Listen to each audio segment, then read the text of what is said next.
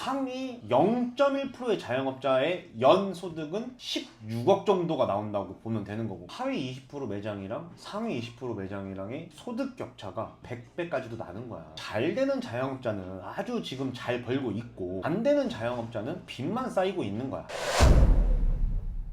대표님, 자영업자 시장에 양극화가 벌어지고 있다 하셨는데 무슨 일이 벌어지고 있나요? 요즘 사실 경기가 어렵다는 거는 누구나 지금 체감하고 있고, 실제 데이터들을 보면은 훨씬 더 심각해 지금. 자, 내가 2023년 국세청 신고 자료를 한번 갖고 와봤는데, 국세청 신고 자료에 따르면 자영업자 상위 20%랑 자영업자 하위 20%랑 연 소득 차이가 얼마나 날 것 같아? 많이 나면 한 20배 정도 나지 않을까요? 아니야, 정확하게 104배가 차이가 난대. 이 자료를 우리가 보면 상위 20%는 평균 연소득이 7,290만원, 그 다음에 하위 20%는 연 70만원이라고 나오는 거야. 물론 하위 20%니까 간이사업자이기 때문에 더 낮게 잡혀지긴 있지만, 어쨌든 이 국세청 자료에 따르면 소득 격차가 100배가 난다는 거야. 그리고 상위 0.1%의 자영업자의 연 소득은 16억 정도가 나온다고 보면 되는 거고, 어쨌든 잘 되는 자영업자는 아주 지금 잘 벌고 있고, 안 되는 자영업자는 빚만 쌓이고 있는 거야. 같은 자영업자인데 완전히 다른 세상을 살고 있는 거란 말이야. 말도 안 되게 지금 양극화가 벌어지고 있다는 거지. 요즘 이렇게 경기가 어렵다 보니까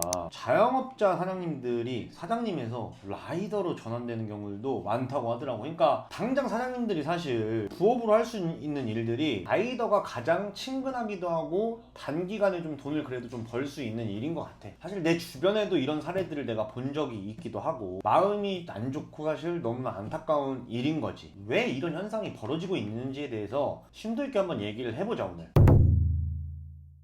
당연한 얘기지만 경기가 어렵다 보니까 소비자들 지갑을 열게 하는 게 쉽지가 않아. 과거에는 오마카세니 뭐 욜로니 막 무슨 막 워라벨 막 이랬었는데, 요즘은 그런 말이 쏙 좀 들어가긴 했잖아. 그러다 보니까 이제 소비자들이 현 시점에서 꼭 써야 할 곳에만 지갑을 여는 거란 말이야. 외식업이라고 하면, 예를 들면 밥을 먹는 데 있어서 과거에는 막 외국식도 먹고 파프를 간다거나 이런 도전적인 소비들이 많았다라고 하면, 지금은 또 그렇진 않은 것 같아. 근데 또 이제 밥은 먹어야 되잖아. 그러니까는 전통적인 뭐 한식이라든지 좀 가성비라든지 이런 쪽으로 소비자들이 좀 더 몰리는 경향이 있는 것 같아. 그래서 내가 항상 얘기하지만, 아이템의 문제도 물론 있겠지만 그 아이템을 트렌드에 맞춰서 가는 게 굉장히 오래 살아남을 수 있는 영역이다라는 거야. 왜냐면 지금은 경기가 어렵고 하면 가성비의 영역을 건드릴 수 있는 부분이 반드시 나와줘야 되는 거고, 소고기가 뭐 옛날에 뭐 우리가 뭐 비싼 소고기집이라고 하면 이럴 때는 좀 파격적으로 할인을 해서 그때 그 트렌드에 맞게끔 또 움직일 수가 있는 거잖아. 근데 그걸 안 하니까 망하는 거란 말이야. 그러니까 이런 거에 대해서 굉장히 좀 유동적으로도 움직일 수 있어야 된다는 거지. 요즘에는 어중간한 가격대에 있는 분들이 매출이 다 떨어지는 경우들을 내가 많이 보는 것 같아. 저가 아이템은 저가의 포지션을 자리를 잘 잡아야 되고, 완전 프리미엄이라고 하면 또 그 프리미엄 영역에서 잘 잡아놔야 된다는 거지. 어쨌든 패턴에 맞춰서 내 아이템의 가격을 변화시킨다든지 구성을 변화시킨다든지 이런 변화가 있어야만이 살아남을 수 있다는 거야. 그러니까 이런 시국에도 어떤 소고기집은 줄 서서 먹고 있고, 어떤 소고기집은 손님 하루에 한 팀이나 두 팀 받으면 다행인 데가 있고, 이게 왜 그러겠냐는 거지. 그 이유를 우리가 반드시 생각을 해보고 실행을 해야 된다는 거야.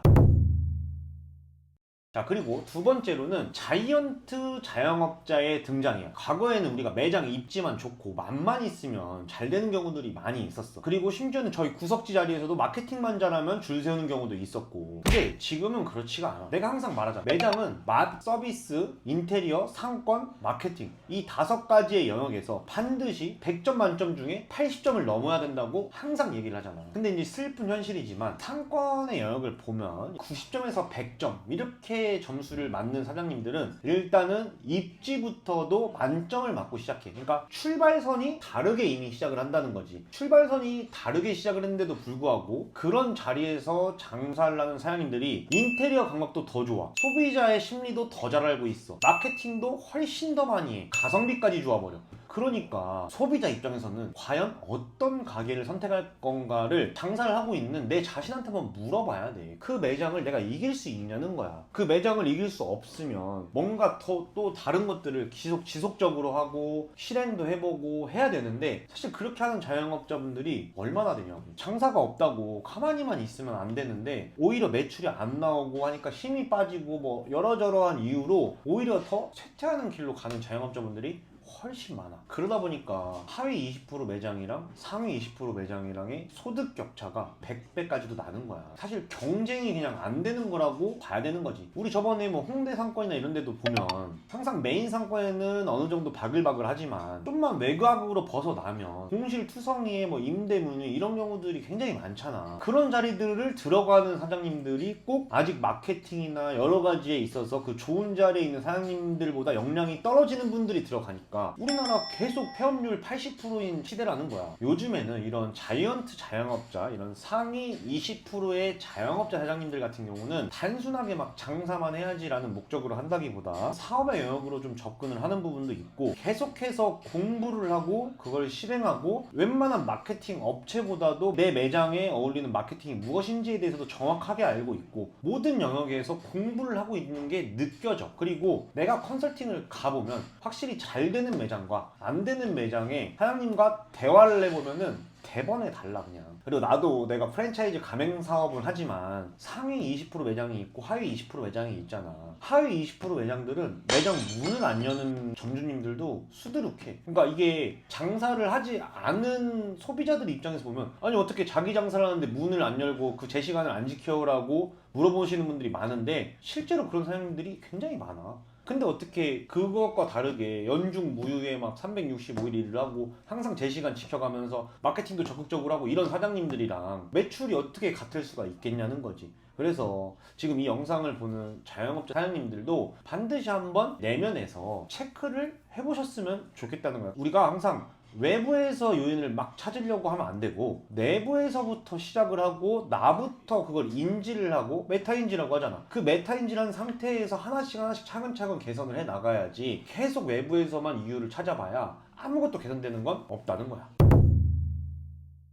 그리고 이제 세 번째로는 내가 이제 항상 얘기하는 이 배달 플랫폼에 대한 의존도를 낮춰야 된다라는 건데, 이 현상이 이제 외식업 쪽에서 굉장히 많이 일어나. 배달 시장이 커지면서 자영업자분들이 배달 플랫폼이라는 곳에 의존을 하면서 하는 게 좀 큰 문제가 지금 되고 있는 것 같고, 문제는 내가 계속 얘기하지만 이 배달 플랫폼들의 과도한 수수료 때문이라는 거야. 옛날에는 똑같은 동일 매출이라고 하면 내 소득이 더 많았었기 때문에 이 배달 매장이 가능했는데, 지금은 사실 건바이건 수수료 체계이기 때문에 내 소득이 거의 반토막 이상도 낮다고 나는 보여져. 왜냐면 나는 거의 2016년도부터 배달을 했던 사람이야. 그러니까 2016년부터 지금 2025년까지 배달의 흥망성쇠를 전부 다 봤었겠지. 뭐 예를 들면 우리 2015년도, 16년도, 17년도, 18년도 이때만 하더라도 배달 장사를 하면서, 그리고 심지어 오토 매장을 하면서 한 매장당 순이익이 500에서 1000만 원씩은 났었어. 근데 지금 사실 오토 매장을 하면서 500에서 1000만 원의 순이익을 가져간다? 쉽지 않다고 봐. 아니 불가능하다고 봐. 플랫폼이 하나가 등장을 하면서 결국은 자영업자가 가져가야 될 소득을 이 플랫폼에서 중간에 다 빨아먹고 있는 거거든. 그러다 보니까는 이런 현상이 좀 더 가속화되는 부분도 분명히 있다라고 보여지고, 어떻게 보면은 이 폐업자 100만 시대의 주범이지 않느냐. 물가도 올려, 그리고 자영업자 소득도 자기들이 다 가져가. 그러니까 이게 아주 큰 문제라는 거지. 그래서 나는 항상 얘기하지만 배달 장사만 할 생각을 갖고 있으면 절대 안 되고, 이 트렌드에 맞춰서 지금 벌써 2021년부터 수수료 체계로 바꿨잖아. 그러면 그 트렌드를 보고 그때는 못했을지언정 지금 벌써 2025년이 됐는데 왜 아직까지도 배달 매장만 고집을 하고 있어야 되냐는 거야. 그래서 나도 2022년도에 홀매장으로 나왔던 거고, 이 트렌드를 우리가 읽으면서 그 트렌드에 맞게 움직여줘야 된다는 거야. 그래서 나는 항상 얘기하는 게, 지금 배달 매장만 하면 절대 안 되고 홀 매장으로 나와서 배달은 서브로 해야 됩니다. 더 잘 된 거는 배달 매장은 지금 매출 구간을 나눠서 수수료를 좀 깎아준다고 하는 부분도 있잖아. 그럼 홀 매장 입장에서는 어떻게 보면은 약간의 호재인 부분도 분명히 있다는 거야. 그럼 누가 다 피해를 봐? 배달 매출이 높은 배달 매장 자영업자 사장님들은 수수료를 그대로 쫙쫙 빨리고 있다는 거거든. 그럼 우리가 이 사람이 안 되려면 그 방법을 찾아야 된다는 거지. 근데 웃긴 게, 이 얘기를 내가 2021년, 2022년도에도 얘기를 하고 2023년도에도 얘기를 하고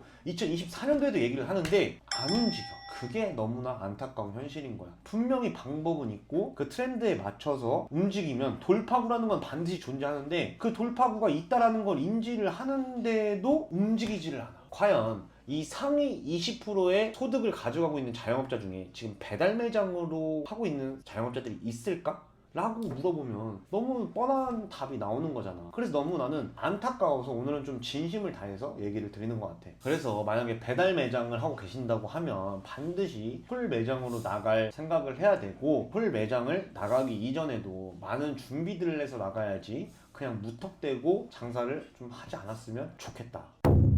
이 내용을 우리가 이제 다시 한번 곱씹어 보면 상위 20%와 하위 20%의 순소득 격차가 100배 정도 난다고 했는데, 이 어려운 상황에서 혹시라도 지금 자영업을 그냥 쉽게 해봐야지라고 하는 생각을 가지고 해보려는 사장님이 있다고 하면 잘 되는 매장을 가보고 과연 내가 이들보다 훨씬 더 뛰어나게 운영을 할 수 있을까라는 부분을 반드시 생각도 해보고 직접 일을 하면서 경험을 해봤으면 좋겠고, 우리 지금 현재 좀 어려운 자영업자 사장님들도 매장 점검 표라든지 이런 것들을 좀 활용해서 일단 내 가게의 현 주소를 한번 파악을 한 다음에 어떤 것들을 개선해 나가야 되는지 하나씩 차근차근 해 나가면 반드시 개선이 되니까 희망을 잃지 말고 꾸준히 실행을 하는 우리 자영업자 사장님들이 됐으면 좋겠다.